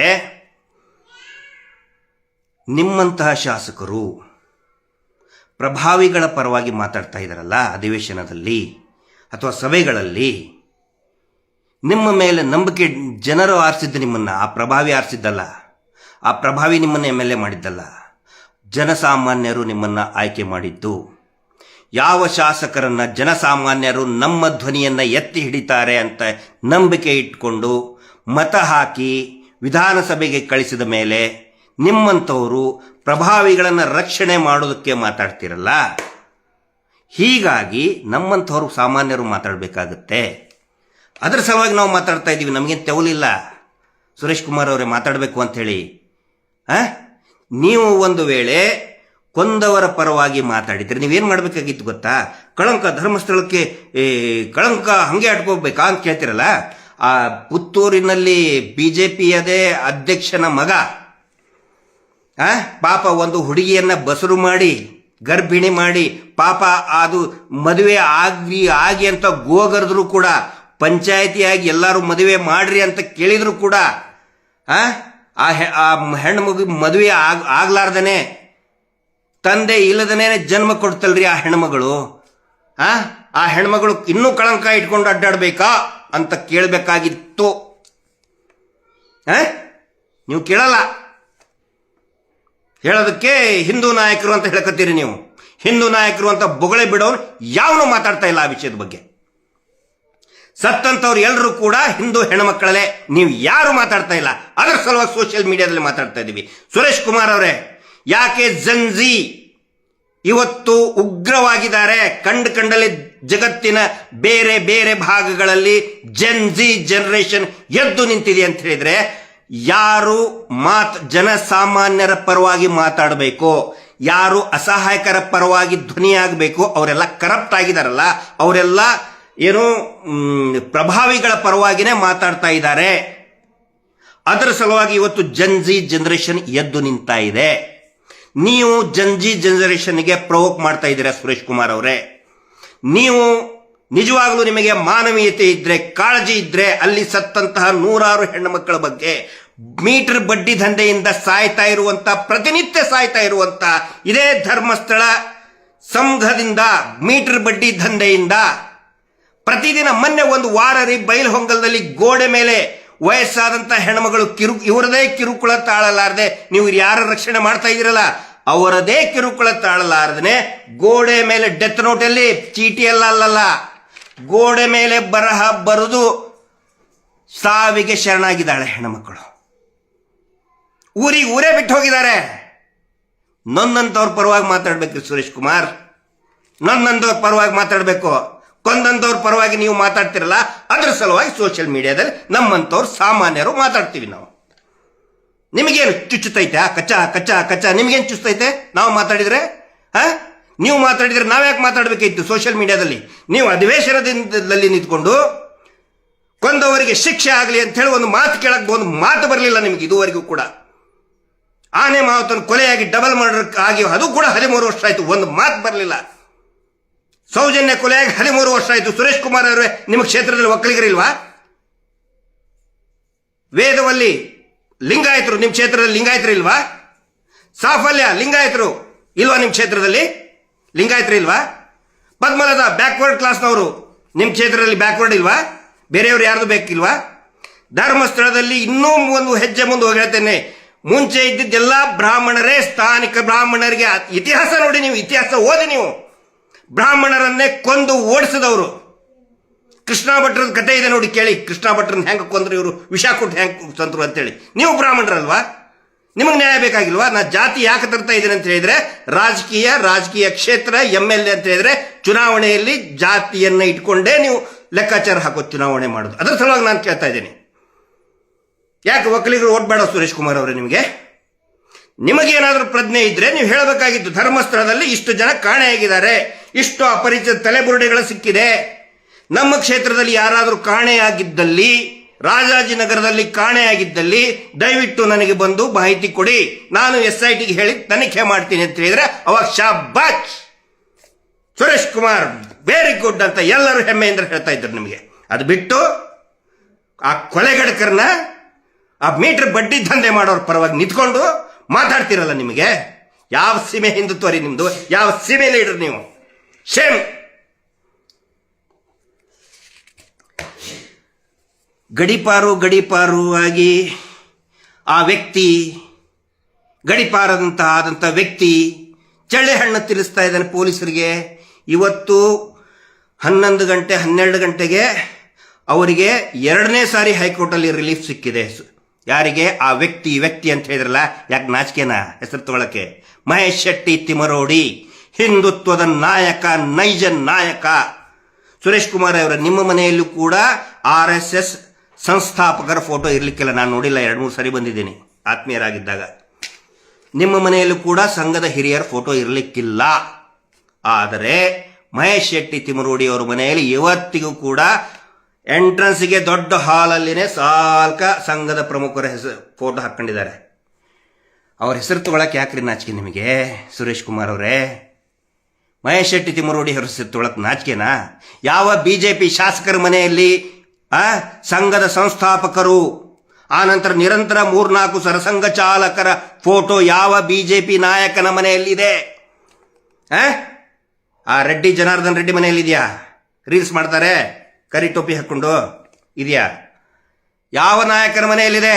ನಾನು ಕೂಡ ಎಷ್ಟೋ ಸಾರಿ ಹೇಳಿದೆ ಅವರಿಗೆ, ಸರ್ ಯಾಕ್ರಿ ಹಾಕ್ತೀರಿ ಇದನ್ನ ಅಂತೇಳಿ. ಯಾಕೆ ಇಲ್ಲ, ನಾನು ಹಾಕೋನೆ. ಅಷ್ಟು ಕಟ್ಟರ್ ಸಂಘದಿಂದ ಬಂದಂಥವ್ರು ನಾವಲ್ಲ ಬಿಡಿ. ನಾನು ಒಂದು ಸಾರಿ ನಾನು ಕೂಡ ಸಂಘದ ಶಿಕ್ಷಣ ನನಗೂ ಆಗಿದೆ. ಆದರೆ ಮಹೇಶ್ ಶೆಟ್ಟಿ ತಿಮರೋಡಿ ಅವ್ರಿಗಿರುವಷ್ಟು ಕಟ್ಟರ್ವಾದಿ ನಾನು ಖಂಡಿತ ಅಲ್ಲ. ಆದರೆ ಅವರು ವ್ರತ ರೀತಿಯಾಗಿ ಮಾಡ್ತಾ ಇದ್ದಾರೆ ಹಿಂದುತ್ವ ಅಂತ ಹೇಳಿ. ಅವ್ರ ಹೆಸರು ತಗೊಳಕ್ಕೆ ಯಾಕೆ ನಾಚಿಕೆ ಏನ್ರಿ ನಿಮಗೆ ಸುರೇಶ್ ಕುಮಾರ್ ಅವರೇ? ಗಡೀಪಾರವಾದಂತಹ ವ್ಯಕ್ತಿ ಪೊಲೀಸರಿಗೆ ಚಳ್ಳೆ ಹಣ್ಣು ತಿನ್ನಿಸ್ತಾ ಇದ್ದಾನಲ್ರಿ ಅಂತ ಕೇಳ್ತಿರಲ್ಲ. ಹೈಕೋರ್ಟ್ನಲ್ಲಿ ಇವತ್ತು ಮಹೇಶ್ ಶೆಟ್ಟಿ ತಿಮರೋಡಿ ಅವರಿಗೆ 2ನೇ ಸಾರಿ ರಿಲೀಫ್, ಅಂದ್ರೆ ಗಡೀಪಾರುವ ಆದೇಶ ಮಾಡಿದ್ದೇ ಕ್ರಮಬದ್ಧವಾಗಿಲ್ಲ ಅಂತೇಳಿ 2 ಸಾರಿ ಹೇಳಿದೆ ಹೈಕೋರ್ಟ್. 2ನೇ ಸಾರಿ ಇದು. 1ನೇ ಸಾರಿ ಆಯ್ತು ನೀವು ಮಾಡೋದಾದ್ರೆ ಕರೆಕ್ಟ್ ಆಗಿ ಮಾಡಿ ಅಂತ ಹೇಳ್ತಾರೆ, ಮತ್ತೆ 2ನೇ ಸಾರಿ ನಾವು ಗಡೀಪಾರು. ನಿಜವಾಗಿ ನೀವೆಲ್ಲರೂ ಸೇರಿ ಮಹೇಶ್ ಶೆಟ್ಟಿ ತಿಮ್ಮನಗೌಡಿ ಅವರು ಬೆಂಬಲಕ್ಕೆ ನಿಂತ್ಕೋಬೇಕಾಗಿತ್ತು ನೀವು. ಎರಡನೇ ಸಾರಿ ಮತ್ತೆ ಹೇಳಿದೆ, ಇವತ್ತು ಕೂಡ ಹೈಕೋರ್ಟ್ ಹೇಳಿದೆ, ಕ್ರಮಬದ್ಧವಾಗಿ ಮಾಡಿಲ್ಲ ಅಂತ ಮತ್ತೆ ಹೇಳಿದೆ. ಮಹೇಶ್ ಶೆಟ್ಟಿ ಚಳ್ಳೆ ಹಣ್ಣು ತಿನ್ನಿಸಿದ್ರಾ? ನಿಮಗೆ ಪೊಲೀಸರಿಗೆ ಚಳ್ಳೆ ಹಣ್ಣು ತಿನ್ನಿಸಿದ್ರಾ? ಈ ಮತ್ತು ದಣಿಗಳು ಇಷ್ಟು ವರ್ಷದಿಂದ ಚಳ್ಳೆ ಹಣ್ಣಲ್ಲ, ಕಲ್ಲಂಗಡಿ ಹಣ್ಣು, ಪಪ್ಪಾಳೆ ಹಣ್ಣು, ಆಮೇಲೆ ಇನ್ನೇ ಡ್ರ್ಯಾಗನ್ ಫ್ರೂಟು, ಕಿವಿ ಫ್ರೂಟು ತಿನ್ನಿಸಿ ಮತ್ತೆ ಕಿವಿಗೆ ಹೂ ಇಟ್ಟಿದಾರಲ್ಲ ಪೊಲೀಸರಿಗೆ. ಎಲ್ಲ ಕೊಲೆಯಲ್ಲಿ ಕೂಡ ಪರಾರಿಯಾಗಿ ಯಾವ್ದಾವುದೋ ಅಮಾಯಕರನ್ನ ಸೇರಿಸಿ ಅವ್ರಿಗೆ ಶಿಕ್ಷೆ ಕೊಡಿಸಿ ಪಪ್ಪಾಳೆ ಹಣ್ಣು ತಿನ್ನಿಸಿದ್ರು, ಕಲ್ಲಂಗಡಿ ಹಣ್ಣು ತಿನ್ನಿಸಿದ್ರು, ಕಿವಿ ಫ್ರೂಟು ತಿನ್ನಿಸಿದ್ರು, ಕಿವಿ ಮೇಲೆ ಹೂನು ಇಟ್ರು, ಪೊಲೀಸರಿಗೆ ಇಟ್ರು, ಸರ್ಕಾರಕ್ಕೂ ಇಟ್ರು ಈ ಕೊಲೆಗಡಿಕ ಕುಟುಂಬ. ಇವರು ಗಡಿಪಾರಾದಾಗ ಎಲ್ಲೋ ಒಂದು ಕಡೆ ಆರಾಮಾಗಿದ್ರೆ ಚಳ್ಳೆ ಹಣ್ಣು ತಿನ್ನಿಸಿದ್ರು. ನಾಚಿಕೆ ಆಗಲ್ವೇನ್ರಿ ನಿಮಗೆ? ಯಾರ ಪರವಾಗಿ ಮಾತಾಡ್ತಾ ಇದ್ದೀರಿ? ನಿಮ್ಮ ಬಗ್ಗೆ ಎಷ್ಟೋ ಗೌರವ ಇಟ್ಕೊಂಡವ್ರು ನಾವು. ನೀವು ಮಾತಾಡೋದು ಕೇಳಿದ್ರೆ ನಾನು ಒಬ್ಬನೇ ಅಲ್ಲ, ಅನೇಕ ಜನ ನಿಮ್ಮ ಬಗ್ಗೆ ಗೌರವ ಇಟ್ಕೊಂಡಂಥವ್ರು ಇವರ ಸುರೇಶ್ ಕುಮಾರ್ ಓ ಅಂತ ಇದ್ದಾರೆ. ಯಾಕೆ ಹಿಂಗಾದ್ರಿ? ಅಂದ್ರೆ ಈ ಏನು ಬಡ್ಡಿ ದಂಧೆಯಲ್ಲಿ ನಿಮ್ದೇನಾದ್ರೂ ಪಾತ್ರ, ನಿಮ್ದೇನಾದ್ರೂ ಪ್ರಸಾದ ಇದೆಯಾ ಅಲ್ಲಿ? ಸಂಶಯ ಬರ್ತಾ ಇದೆ ನಮಗೆ. ಯಾಕಂದ್ರೆ ಹೇಳ್ತಾ ಇದ್ದಾರೆ, ಯಾಕಂದ್ರೆ ನೀವು ಬಹಳಷ್ಟು ಪ್ರಸಾದ ತಗೊಂಡಿದ್ದೀರಿ ಹಿಂದೆ ಒಂದು ಆ ಕಾಲದಲ್ಲಿ ಅಂತ ಹೇಳಿ. ನಾನು ನೇರವಾಗಿ ಆರೋಪ ಮಾಡ್ತಾ ಇಲ್ಲ. ಯಾಕಂತ ಹೇಳಿದ್ರೆ ಈ ಸಂಘದ ಬಡ್ಡಿ ಮೀಟರ್ ಬಡ್ಡಿ ದಂಧೆ ಅಂತ ಹೇಳಿದ್ರೆ ಸ್ವಿಸ್ ಬ್ಯಾಂಕ್ ಆಗಿದೆ. ಭಾರತದಲ್ಲಿರುವಂತಹ ಅನೇಕ ರಾಜಕಾರಣಿಗಳಿಗೆ, ದೊಡ್ಡ ದೊಡ್ಡ ಅಧಿಕಾರಿಗಳಿಗೆ ಸ್ವಿಸ್ ಬ್ಯಾಂಕ್ ಕಪ್ಪು ಹಣವನ್ನ ಇನ್ವೆಸ್ಟ್ ಮಾಡುವಂತಹ, ಶೇಖರಣೆ ಮಾಡುವಂತಹ ಒಂದು ಕೇಂದ್ರನೇ ಈ ಮೀಟರ್ ಬಡ್ಡಿ ದಂಧೆ. ನಿಮ್ದೇನಾದ್ರೂ ಪ್ರಸಾದ ಅದರಲ್ಲಿ ಇದೆಯೇನೋ? ಮತ್ತೆ ಯಾಕಂದ್ರೆ ಎಲ್ಲರಿಗೂ ಹೇಳ್ಬಿಟ್ಟಾರ ಅವರು, ನೀವು ನನ್ನ ರಕ್ಷಣೆ ಮಾಡಿದ್ರೆ ಮಾತ್ರ ವಾಪಸ್ ನಿಮಗೆ, ಇಲ್ಲ ತಂದ್ರೆ ಇಲ್ಲ. ಮುಳುಗ್ತು, ನನ್ನ ಹಡಗ ಮುಳುಗ್ತಂದ್ರೆ ನೀವು ಮುಳುಗಿದ್ರಿ ಅಂತೇಳಿ ಆ ಸಂಶಯ ನಮಗೂ ಬರ್ತಾ ಇದೆ. ವಿಚಾರ ಮಾಡಿ ಮಾತಾಡಿ. ಲಕ್ಷಾಂತರ ಜನ, ಸುರೇಶ್ ಕುಮಾರ್ ಅವರು ಇರ್ಬೋದು ಅಥವಾ ಇನ್ನು ಯಾವುದೇ ಶಾಸಕರು ಇರ್ಬೋದು, ಯಾವುದೇ ಜನಪ್ರತಿನಿಧಿಗಳಿರ್ಬೋದು, ಮಾತಾಡಬೇಕಾದ್ರೆ ಯೋಚನೆ ಮಾಡಿ ಮಾತಾಡಿ. ಈ ಕೊಲೆಗಡ ಕುಟುಂಬಕ್ಕೆ ಏನಾದರೂ ಶಿಕ್ಷೆ ಆದರೆ ಇಡೀ ರಾಜ್ಯ ಸಂಭ್ರಮ ಪಡ್ತದೆ. ಪ್ರತಿಯೊಂದು ಮನೆಯಲ್ಲಿ ಕೂಡ ದೀಪ ಬೆಳಗಿ ಸಂಭ್ರಮ ಪಡ್ತಾರೆ. ಅದು ರಾಜ್ಯ ಸರ್ಕಾರಕ್ಕೆ ಗೊತ್ತಿರಲಿ. ಇವ್ರು ಏನ್ ಮಾಡ್ತಾ ಇದ್ದಾರೆ ಗೊತ್ತಾ? ಈಗ ಇಂಥ ಸುರೇಶ್ ಕುಮಾರ್ ಅವರು ಆಮೇಲೆ ಇನ್ನೊಂದಿಷ್ಟು ಲೀಡರ್ಗಳನ್ನ ಇಟ್ಕೊಂಡು ಸೆನ್ಸಿಟೈಸ್ ಮಾಡಿ ಏನೋ ಧರ್ಮಸ್ಥಳಕ್ಕೆ SIT ತನಿಖೆ ಮಾಡಿದ್ರೇ ಧರ್ಮಸ್ಥಳಕ್ಕೆ ಅಪಚಾರ, ಕೊಲೆಗಡಕರನ್ನ ಹಿಡಿದ್ರೇ ಧರ್ಮಸ್ಥಳಕ್ಕೆ ಕಳಂಕ ಅನ್ನುವಂತಹ ಒಂದು ಮಾನಸಿಕತೆಯನ್ನ ಮಾರಾಟ ಮಾಡ್ತಾ ಇದ್ದಾರೆ, ಜನರಿಗೆ ಅಂಟಿಸ್ತಾ ಇದ್ದಾರೆ. ಧರ್ಮಸ್ಥಳಕ್ಕೆ ಯಾವನು ಯಾಕೆ ಹಿಡ್ಕೊಂಡು ಬರ್ರಿ, ಅವನು ಯಾವನು ಧರ್ಮಸ್ಥಳಕ್ಕೆ ಕಳಂಕ ಮಾಡಿದವನು ನಾವು ನೋಡ್ತೀವಿ, ನಾವೇ ಕೇಸ್ ಹಾಕ್ತೀವಿ ಅವನ ಮೇಲೆ. ಯಾವನ್ರಿ ಅವನು ಧರ್ಮಸ್ಥಳಕ್ಕೆ ಕಳಂಕ ಅಂಟಿಸವನು? ಕಳಂಕ ಇರೋದು ಆ ಕುಟುಂಬದ ಮೇಲೆ. ಇವ್ರು ಏನ್ ಮಾಡ್ತಾ ಇದ್ದಾರೆ ಅಧಿವೇಶನದಲ್ಲಿ, ನಾನು ನೋಡ್ತಾ ಇದ್ದೀನಿ, ಇದು ನಿರಂತರ 3ನೇ ಅಧಿವೇಶನ. SIT ಇದನ್ನ ಆದ್ಮೇಲೆ ಮತ್ತು ಬೇಕು ಅಂತಲೇ ಅದನ್ನ ಜಾರಿಗೆ ತರೋದು. 3ನೇ ಅಧಿವೇಶನ ಇದು. ನಿರಂತರವಾಗಿ ಬೇಕು ಅಂತಲೇ ಅದನ್ನ ಪ್ರವೋಕ್ ಮಾಡೋದು. ಅಯ್ಯೋ ತನಿಖೆ ಮಾಡಿಬಿಟ್ರೆ ಒಂದು ಧರ್ಮಸ್ಥಳಕ್ಕೆ ಅಪಚಾರ ಅಂತ ಹೇಳಿ ಅಯ್ಯೋ ಭಕ್ತರು ಇದನ್ನಾಗ್ಬಿಡ್ತಾರೆ. ಪ್ರತಿಯೊಬ್ಬ ಭಕ್ತರು ಕೂಡ ಖುಷಿ ಪಡ್ತಾರೆ, ಸಂಭ್ರಮ ಪಡ್ತಾರೆ. ಈ ಕೊಲೆಗಡಕ ಕುಟುಂಬವನ್ನ ಅರೆಸ್ಟ್ ಮಾಡಿ ಒಳಗಡೆ ಹಾಕಿದ್ರೆ ಲಕ್ಷಾಂತರ ಕೋಟ್ಯಾಂತರ ಭಕ್ತರು, ಕರ್ನಾಟಕ ರಾಜ್ಯ ದೇಶಾದ್ಯಂತ ಇರುವಂತ ವಿದೇಶದಲ್ಲಿ ಇರ್ತಕ್ಕಂಥ ಪ್ರತಿಯೊಬ್ಬ ಭಕ್ತರು ಕೂಡ ಖುಷಿಯಿಂದ ಸಂಭ್ರಮ ಪಡ್ತಾರೆ ಈ ಕೊಲೆಗಡಕರನ್ನ ಒಳಗಡೆ ಹಾಕಿದ್ರೆ. ಗೊತ್ತಿರಲಿ ಎಲ್ರಿಗೂ, ಈ ಸಂಚು ನಡೆಯೋದಿಲ್ಲ. ಸರ್ಕಾರಕ್ಕೂ ಕೂಡ ಗೊತ್ತಿರಲಿ. ಒಂದು ವೇಳೆ ಇದನ್ನೇನಾದ್ರೂ SITಯನ್ನ ಇವರೇನೋ ಪ್ರಶ್ನೆ ಮಾಡ್ತಾ ಇದ್ದಾರೆ, ತನಿಖೆ ನಿಂತುಬಿಟ್ಟು ಅಂತ ಹೇಳಿದ್ರೆ ಸರ್ಕಾರಕ್ಕೂ ಕೂಡ ಅತಿ ದೊಡ್ಡ ಕಳಂಕ ಅನ್ಕೊಳ್ಳುತ್ತೆ. ನಾನು ಅದಕ್ಕೆ ಹೇಳೋದು, ತನಿಖೆ ಸಂಪೂರ್ಣವಾಗಿ ಆಗಲಿ. ವರದಿ ಏನೇನು ಕೊಟ್ಟಿದ್ದೀರಾ ಅದ್ರ ಬಹಿರಂಗ ಮಾಡಲಿ. ಹಿಂದೆ ಉಗ್ರಪ್ಪ ವರದಿ ಅದನ್ನು ಕೂಡ ಮುಚ್ಚಿಟ್ಕೊಂಡ್ಬಿಟ್ರು, CBI ವರದಿ ಅದನ್ನು ಕೂಡ ಮುಚ್ಚಿಟ್ಕೊಂಡ್ಬಿಟ್ರು ಸೌಜನ್ಯ ಪ್ರಕರಣದಲ್ಲಿ. ಈಗ ಈ ವರದಿಯನ್ನು ಯಾಕೆ ಮುಚ್ಚಿಟ್ಕೊಳ್ತಾ ಇದ್ದೀರಿ? ಬಹಿರಂಗ ಮಾಡಿ ಅಂತ ನಾವು ಕೇಳ್ತಾ ಇದ್ದೀವಿ ಅದನ್ನ.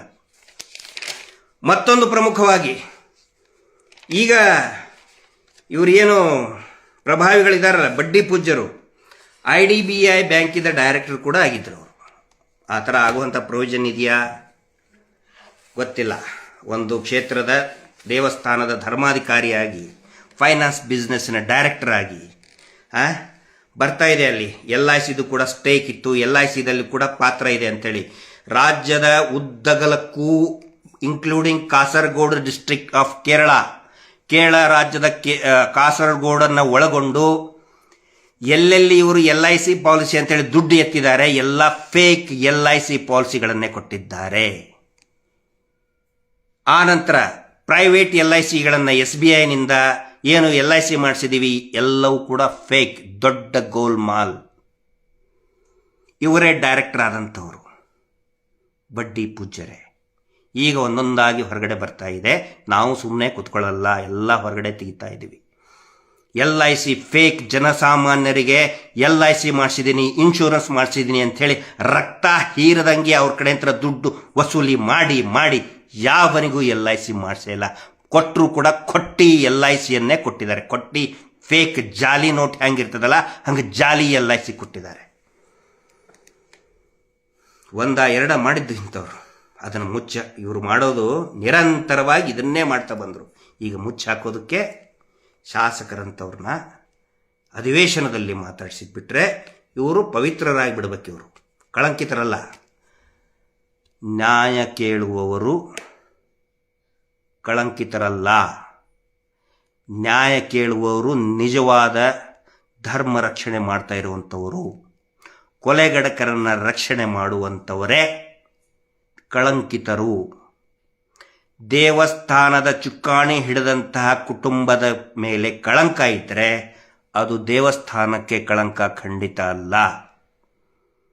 ಇದು ಇಷ್ಟು ಬೇಗ ಈ ಏನಿದೆ SITನ ನಿಲ್ಲಿಸಬೇಕು ಅಂತ ಪ್ರಯತ್ನ ಮಾಡ್ತಾ ಇದ್ದೀರಲ್ಲ, SIT ನಿಲ್ಲಿಸೋದಕ್ಕೆ ಸಾಧ್ಯ ಇಲ್ಲ. ನಾವು ಬಿಡೋದಿಲ್ಲ. ನ್ಯಾಯ ಸಿಗುವವರೆಗೆ ನಾವು ಕೂಡ ಸುಮ್ಮನೆ ಕೂತ್ಕೊಳ್ಳೋದಿಲ್ಲ. ಏನು ಮಾಡಿದ್ರಿ ಇವರು? TV ಚಾನಲ್ನಲ್ಲಿ ನಮ್ಮ ಬಗ್ಗೆ ಕ್ಯಾಟ್ದಾಗಿ ಬೈದು ಬಿಟ್ರೆ ಮಾನ ಮರ್ಯಾದೆಗೋಸ್ಕರ ಇವರು ಆದರೂ ಹಂಚ್ಕೊಂಡು ಹೆದರ್ಕೊಂಡು ಸುಮ್ಮನೆ ಆಗಿಬಿಡ್ತಾರೆ. ಸುರೇಶ್ ಕುಮಾರ್ ಅವರೇ ಗೊತ್ತಿರಲಿ, ನಾವು ಕೂಡ ಚರ್ಮ ದಪ್ಪು ಮಾಡ್ಕೊಂಡೇ ಹೋರಾಟಕ್ಕಿಳಿದಿದ್ದೀವಿ. ಥಿಕ್ ಸ್ಕಿನ್ನಡ್ ಬಫೆಲೋ ಆಗಿನೇ ನಾವು ಹೋರಾಟಕ್ಕಿಳಿದಿದ್ದೀವಿ. ನಿಮ್ಮಂಥವರು ಏನೇನು TV ಚಾನಲ್ನಲ್ಲಿ ಅದು ಇದು ಪೇಡ್ ನಕಲಿ ಪತ್ರಕರ್ತರನ್ನ ನೋಡ್ರಿ, ಆ TV ಚಾನಲ್ಗಳೇ ಮುಚ್ಚಿ ಹೋಗ್ತಾ ಇದೆ ಈಗ.